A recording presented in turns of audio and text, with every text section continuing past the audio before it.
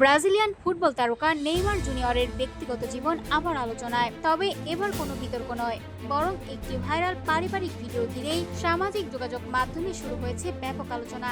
সম্প্রতি ছড়িয়ে পড়া একটি ভিডিওতে দেখা যায় নেইমারের বর্তমান সঙ্গী ব্রুনা বিয়ানকার্দি এবং তার প্রথম সন্তানের মা ও সাবেক প্রেমিকা ক্যারল দান্তাস একসঙ্গে সময় কাটাচ্ছেন। শুধু তাই নয়, নেইমারের সন্তানদের নিয়েও তারা ছিলেন বেশ প্রাণবন্ত ও স্বাভাবিক পরিবেশে। ভিডিওতে দুই নারীকে হাসি মুখে আলাপ করতে দেখা যায়, আর সেই মুহূর্তে পরিবারের ছোট সদস্যরাও ছিল আনন্দমুখর। ভিডিওটি প্রকাশের পর অনেক ভক্তই এই সম্পর্কের প্রশংসা করেছেন। তাদের মতে, বিচ্ছেদের পরও সন্তানদের সুন্দর ভবিষ্যতের কথা ভেবে এমন সৌহার্দ্যপূর্ণ সম্পর্ক বজায় রাখা সত্যি প্রশংসনীয়। অনেকে এটিকে আধুনিক পারিবারিক মূল্যবোধের একটি ইতিবাচক উদাহরণ হিসেবে দেখছেন, তবে সবাই যে বিষয়টিকে ইতিবাচকভাবে দেখছেন তা নয়। সামাজিক যোগাযোগ মাধ্যমে একাংশ আবার নেইমারের অতীতের একাধিক সম্পর্ক ও ব্যক্তিগত জীবন নিয়ে পুরনো বিতর্ক সামনে এনে সমালোচনা শুরু করেছেন। তাদের দাবি, ক্যামেরার সামনে দেখা এই সৌহার্দ্য বাস্তবতার পুরো চিত্র নয়। এদিকে ইনজুরির কারণে চলমান বিশ্বকাপে ব্রাজিল দলের সঙ্গে থাকলেও এখনো মাঠে নামা হয়নি নেইমারের। তবুও মাঠের বাইরের খবরেই তিনি নিয়মিত শিরোনামে।